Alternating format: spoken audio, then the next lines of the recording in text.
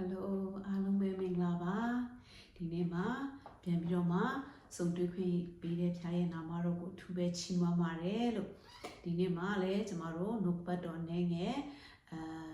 ဆွေးနွေးကြရအောင်လို့เนาะကျမယူဆောင်လာတဲ့နှုတ်ပတ်တော်ကောင်းစဉ်ကတော့လမ်းလွဲသောသင်တဲ့ကျွန်ုပ်ကိုရှာဖို့ရန်လာသောသခင်ဆိုပြီးတော့မှကောင်းစဉ်ပေးထားပါတယ်လို့အရင်ဆုံးကျမတို့နှုတ်ပတ်တော်ဖတ်ရအောင်လူကာခန်းကြီးနဲ့အငယ်9ဖာရိရှဲနှင့်ကျမ်းပြုဆရာတို့ကဤသူသည်စိုးသောသူတို့ကိုလက်ခံ၍သူတို့နှင့်အတူစားပါသည်တကားဟုကဲ့ရဲ့အဖြစ်တင်ကြ၏ထိုအခါဥပမာစကားကိုမိန့်တော်မူသည်ကသင်တို့တွင်တစုံတယောက်သောသူ၌တိုး100ရှိ၍တိုးတစ်ကောင်ပျောက်ပြီး69ကောင်သောတိုးတို့ကိုတောရင်း၌ထားခဲ့ပြီးမှပျောက်သောတိုးတစ်ကောင်ကိုမတွေ့မီတိုင်အောင်သွား၍မရှာဘဲနေမည်လောတွေ့ပြီးလျင်ဝမ်းမြောက်သောစိတ်နှင့်ပခုံးပေါ်မှာတင်ထမ်း၍မိမိအိမ်သို့ရောက်သောအခါဆွေခင်ပွန်းအိမ်နီးချင်းများကိုခေါ်၍ပျောက်သောတိုးကိုငါတွေ့ပြီးငါနှင့်တူဝမ်းမြောက်ကြလောဟုဆိုတတ်သည်မဟုတ်လောထိုနည်းတူဖြောင်းမတ်၍နောင်တရစရာအကြောင်းမရှိသောသူ69ယောက်တို့၌ကောင်းကင်သားတို့သည်ဝမ်းမြောက်ခြင်းရှိသည်ထက်နောင်တရသောလူဆိုးတယောက်၌တာ၍ဝမ်းမြောက်ခြင်းရှိကြသည်ဟုငါဆို၏ဒီဖတ်တော်သောနှုတ်ပတ်တော်ပေါ်မှာအရောက်စီတိုင်းကိုဖျားရှင်သူပဲကောင်းချီးပေးပါစေဒီနေ့မှာပေါ့နော်ဒီနှုတ်ပတ်တော်ကိုဖတ်တဲ့အခါမှာဝိညာဉ်တော်ကကျမရဲ့တက်တာမှာဖော်ပြတဲ့ဆိုတော့ဘုရားသခင်ကသင်တဲ့ကျွန်ုပ်ကိုအရန်ချစ်တဲ့တန်ဖိုးထားတဲ့ဘုရားသခင်ဖြစ်ပါတယ်လို့ကျမတို့ကိုလမ်းလွဲဖို့ရန်အတွက်အလိုတော်မရှိတဲ့ဘုရားသခင်ဖြစ်ပါတယ်ကျမတို့ဒီထဲမှာဥပမာအားဖြင့်ကျမတို့ကိုပြောထားတဲ့အတိုင်းပဲပေါ့နော်ကျမတို့ရဲ့အသက်တာတွေထဲမှာပေါ့နော်ပျောက်တယ်လို့ပြောတဲ့အခါမှာဗာလဲဆိုတော့ကျမတို့ရဲ့ဆိုးနေတာပေါ့နော်မကောင်းသောဒုစရိုက်မှာကျင်လည်သွားတာဆိုတာမျိုးတွေပဲမဟုတ်ဘဲနဲ့ပေါ့နော်ဒီခါလေးကြရင်ကျွန်တော်တို့ရဲ့သက်တာတွေထဲမှာလည်းဝိညာဉ်ရေးရမှာလမ်းလွဲတဲ့အချိန်တွေရှိနိုင်တာဖြစ်ပါတယ်လို့ဝိညာဉ်ရေးရမှာကျွန်တော်တို့အားနည်းတဲ့အချိန်တွေတော့၎င်းစုံစမ်းနောက်ရှစ်ချင်းထဲမှာပေါ့နော်ကျွန်တော်တို့နှင်မွန်းတဲ့အချိန်တွေတော့၎င်းပေါ့နော်ပြီးတော့ကျန်းစာဖတ်ဖို့ဆူတောင်းဖို့ရန်အတွက်ကျွန်တော်တို့မလုံနိုင်တော့တဲ့အချိန်တွေတော့အားနည်းသွားတဲ့အချိန်တွေတော့၎င်းပေါ့နော်အများကြီးပဲရှိတာဖြစ်တယ်ပေါ့နော်ကျွန်တော်တို့လမ်းလွဲတဲ့အချိန်တွေဒါပေမဲ့ကျွန်တော်တို့ရဲ့သခင်နောက်ကိုအမြဲတမ်းကျွန်တော်တို့မလိုက်နိုင်တဲ့အချိန်တွေသခင်ရဲ့မျက်မှောက်တော်ကနေကျွန်တော်တို့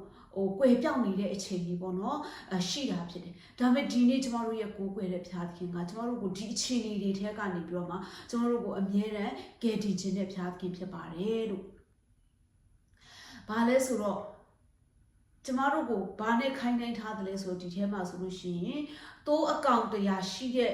သူဟာဆိုလို့ရှိရင်တော့တိုးတစ်ကောင်ပဲပျောက်သွားတယ်ဆိုရင်တော့မှအဲ့ဒီတိုးကိုမတွေ့အောင်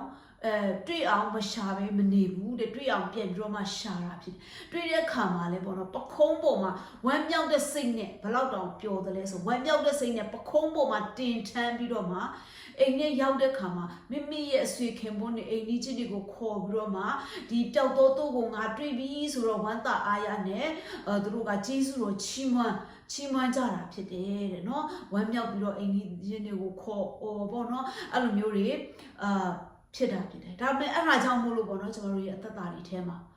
ဒီတိုးတကောင်လေးပျောက်သွားတဲ့သူကတော့မှဒီလောက်ထိတောင်မှသွားပြီးတော့မှရှာဖွေနေတယ်ဆိုပြီးတော့မှကျမတို့ကိုဥပမာအားဖြင့်ဘုရားသခင်ကဒီနှုတ်ကပတ်တော်မှာဖော်ပြထားတာဖြစ်တယ်အဲ့ဒါကြောင့်မလို့သင်နဲ့ကျွန်ုပ်လမ်းလွဲနေတယ်ဆိုရင်ကျမတို့ကောင်းကင်ဘုံမှာရှိတဲ့သခင်ကကျမတို့အတွက်အမြဲတမ်းရှာဖွေခြင်းနေတာဖြစ်တယ်တွေးခြင်းနေတာဖြစ်တယ်တွေ့အောင်လည်းရှာမဲ့ဘုရားသခင်ဖြစ်ပါတယ်အာမင်ဟာလေလုယာဒီမှာပေါ့နော်ကျွန်မရင်တပတ်ကလည်းပြောထားပြီးပြီကျွန်တော်တို့ခုချိန်မှာပေါ့နော်စစ်ပွဲကတော်တော်လေးကိုhot ဖြစ်နေတဲ့သတင်းဖြစ်နေတယ်ဆိုတော့အားလုံးကလည်းသိကြမှာဖြစ်တယ်ပေါ့နော်အဲ့ဒီမှာUS စစ်သားပေါ့နော်လေယာဉ်မှု2ယောက်ဟာဆိုလို့ရှိရင်လေရင်ကတက်ကြတော့မယ်ဖြစ်တဲ့အတွက်ကြောင့်ပေါ့နော်သူတို့ကလေထီးနဲ့ခုန်ချရတာဖြစ်တယ်တယောက်ကိုတော့အမြန်ဆုံးကယ်တင်နိုင်တာဖြစ်တယ်ဒါပေမဲ့နောက်တယောက်ကတော့ပျောက်နေတာဖြစ်တယ်အဲ့ဒီပျောက်နေတဲ့အခါမှာ American စစ်တပ်ကနေပြီးတော့မှဒီသမ္မတ Trump ကနေအမိန့်ပေးပြီးတော့မှဘလို့နီးလန့်ပဲဖြစ်ဖြစ်တွေ့အောင်ရှာရမယ် တယောက်ကိုမှချမ်းမထားရဘူးဆိုတဲ့ဒီ American စစ်တပ်ရဲ့သူတို့ရဲ့မူရှိတဲ့အတိုင်းပေါ့နော်သူတို့ကနေပြီးတော့မှဒီတယောက်ကိုမရမကတန်ဖိုးကြီးမြောင်များစွာဒီရဲစွန့်ပြီးတော့မှပေါ့နော်စစ်တီအယောက်ပေါင်း100ကျော်ပြီးတဲ့ခါမှာပစ္စည်းပေါ့နော်လေရင်နဲ့ပေါ့နော်ပစ္စည်းပေါင်းများစွာပေါ့နော်တင်ပြီးတော့မှပေါ့နော်ဒီသူ့ကိုရှာဖွေတဲ့ခါမှာနောက်ဆုံးမှာတွေ့သွားတာဖြစ်တယ်ဒါပေမဲ့တချို့တွေကတော့ဒီပစ္စည်းတွေနဲ့မတန်ဘူးပေါ့နော်ကုန်ကြစရိတ်နဲ့ပေါ့နော်အဲ့လောက်ထိပြောတဲ့သူတွေလည်းရှိတယ်ဒါပေမဲ့American စစ်တပ်ကတော့ဒါကအရန်တန်တာဖြစ်တယ်ဒီ American စစ်သားတိုင်းကသူတို့ကအဲ့လိုမျိုးရန်သူရဲ့နေမြေထဲမှာဒဏ်ရာရပြီးတော့ပဲဖြစ်ဖြစ်သေဆုံးလို့ပဲဖြစ်ဖြစ်ဘယ်လိုနီးနဲ့မှသူတို့ရဲ့သေသွားတယ်ဆိုလည်းအလောင်းကိုပဲဖြစ်ဖြစ်တော့မှသူတို့ကိုချမ်းမထားဘူးရအောင်သူတို့ပြန်ခေါ်တယ်ဆိုတဲ့အရာကိုပြပြီးတော့မှသူတို့ရဲ့စိတ်ဓာတ်ကိုလည်းဘယ်လိုခေါ်မလဲရိုက်သွင်းပေးထားတာဖြစ်တယ်ပေါ့နော်သူတို့ရဲ့အထဲမှာဘယ်လိုခေါ်မလဲယုံကြည်ခြင်းပြီးတဲ့အခါမှာမျောလင့်ခြင်းပေါ့နော်ပြီးတဲ့အခါမှာစိတ်သက်ရေးရာကြံ့ခိုင်ခြင်းစိတ်ချခြင်းရှိဖို့ရန်အတွက်သူတို့ကိုအဲ့လိုမျိုးလှုပ်ထားတာဖြစ်တယ်အဲ့လိုမျိုးပဲပေါ့နော်ကျမတို့ကိုလည်းဘုရားသခင်ကတင်တို့တယောက်ကိုတော့မှပဲချမ်းမထားခြင်းနဲ့ဘုရားသခင်ဖြစ်တဲ့လောကမှာငရဲတဲ့မှာကျမတို့ကိုချမ်းမထားခြင်းနဲ့ဘုရားသခင်ဖြစ်တယ်ရှင်မသက်ခန်းကြီး16အငယ်26ထဲမှာပြောထားဆိုလူသည်ဤစကြဝဠာကိုအကျွမ်းမဲ့အစိုးရ၍မိမိအသက်ဝိညာဉ်ရှုံးလေအဘယ်ဂျေဇုရှိသနည်းမိမိအသက်ဝိညာဉ်ကိုအဘယ်ဥစ္စာနဲ့ရွေးနိုင်သနည်းတဲ့ဟာလေလုယာကျမတို့လူသားတွေကတကယ်တန်ဖိုးရှိတာဖြစ်တယ်ဝိညာဉ်ကတကယ်ကိုတန်ဖိုးရှိတာဖြစ်တယ်အသက်ဝိညာဉ်ရှုံးတယ်ဆိုလို့ရှိရင်ဒီစကြဝဠာကြီးကိုတော့မှပဲပိုင်ပြီးတော့မှအသက်ဝိညာဉ်ရှုံးတယ်ဆိုလို့ရှိရင်ဘာအကျိုးရှိမလဲတဲ့ဟာလေလုယာကျမတို့ရဲ့အသက်ဝိညာဉ်ကဘယ်လောက်ထိတန်ဖိုးရှိသလဲဆိုတော့ကိုဒီနှုတ်ကပတ်တော်ကဖော်ပြထားတာဖြစ်ပါတယ်အဲ့ဒါကြောင့်ဒီကနေ့သင်ဟာတန်ဖိုးရှိတဲ့သူဖြစ်ပါတယ်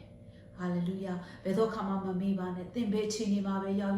သင်ကိုချစ်တဲ့ဘုရားခင်ကသင်ကိုလိုက်ရှာနေတာဖြစ်တယ်နောင်တရပြီးတော့မှကျမတို့သူ့စီမှာပြန်လဲပြီးတော့မှတိုးဝင်ကြရအောင်ဘာလို့ဆိုဒီမှာ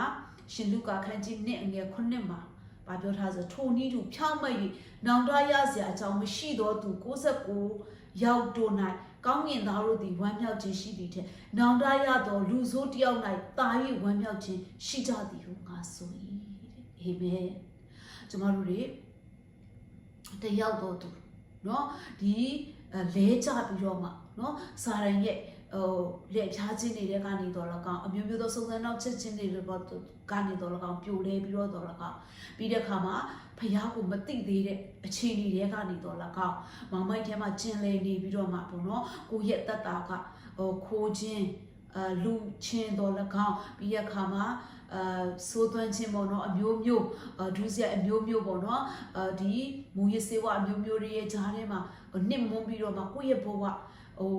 ပစ္စည်းပြီးတော့မှမျောလင့်ခြင်းမဲ့နေတယ်ဆိုဒီနေ့နောင်တရပြီးတော့မှဘုရားသခင်စီမှာပြန်လာကြရအောင်ဟာလေလုယာဘုရားသခင်ကအဲ့လိုလူတွေအတွက်အမြဲတမ်းလက်ကမ်းကြုံနေတဲ့သူဘုရားသခင်ဖြစ်ပါတယ်အဲ့လိုလူတွေအတွက်သူ့မှာရှိတဲ့တပါးသီးသောသားတော်ယေရှုခရစ်တော်ကိုလောကကိုဆေလွတ်ပြီးတော့မှအစီခံခဲတဲ့ဘုရားသခင်ဖြစ်ပါတယ်လို့အဲ့ဒါကြောင့်မလို့ကျမတို့ရဲ့အသက်တာတွေထဲမှာဒီကျမတို့ကိုချစ်တဲ့ဘုရားသခင်ကျမတို့သူ့ဆံကိုသွားမယ်ဆိုရင်ပျော်ရွှင်တဲ့ဘုရားသခင်စီမှာကျမတို့ပြန်ပြီးတော့မှလဲကြရအောင်ဟာလေလုယာနောင်တနဲ့ကျမတို့တိုးဝင်ရအောင်ကျမတို့စုမတောင်းနိုင်ခဲ့ဘူးဆိုရင်ကျမတို့အများပြည်သူတွေအတွက်ကျမတို့စုတောင်းပေးနိုင်ဖို့ရန်အတွက်ဒုက္ခရောက်တဲ့သူတွေခက်ခဲပြဿနာကြုံတဲ့သူတွေတိုင်းနိုင်ငံတွေအတွက်တော့စစ်ကြီးတွေအတွက်ကိုယ့်ရဲ့တိုင်းနိုင်ငံကိုအုပ်ချုပ်တဲ့မင်းတွေအတွက်ဒီစုမတောင်းခြင်းတွေကလည်းအဖြစ်တွေပဲဖြစ်တာဖြစ်တယ်ပြီးရခါမှာစုမတောင်းနိုင်တဲ့အရာတွေနှုတ်ကပတ်တော်ထဲမှာမကျင်လဲနိုင်တဲ့အရာတွေမနစ်မောနိုင်တဲ့အရာတွေပြီးတဲ့ခါမှာအမျိုးမျိုးသောစိတ်ကြခြင်းတွေမယုံကြည်နိုင်ခြင်းတွေအားပြည့်ခြင်းတွေအားငယ်ခြင်းတွေအမျိုးမျိုးကနေ